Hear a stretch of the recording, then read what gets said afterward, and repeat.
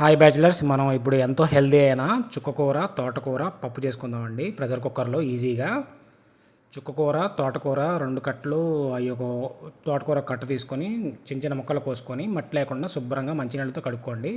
ఇప్పుడు pressure cooker తీసుకొని అందులో కందిపప్పు 1 కప్పు వేసుకొని, మనం కడిగి పెట్టుకున్న ఆకుకూర కూడా అందులో వేసుకొని, ఒక ఉల్లిపాయ, 3 చీలిన పచ్చిమిరపకాయలు, ఒక టమాటా, 1.5 టేబుల్ స్పూను కారం, సాల్ట్, తగినంత నీళ్లు వేసుకొని కుక్కర్ మూత పెట్టుకొని విజిల్ పెట్టుకొని పర్ఫెక్ట్గా 3 కోతలు రానివ్వండి. పర్ఫెక్ట్గా మగ్గుతుంది పప్పు.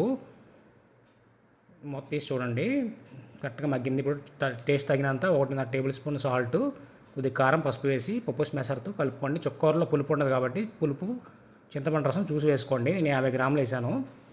ఇప్పుడు తాలింపు బాండీ పెట్టుకొని స్టెయిన్లెస్ స్టీల్ది, అందులో ఆవాలు, జీలకర్ర, పచ్చెనపప్పు, మినపప్పు,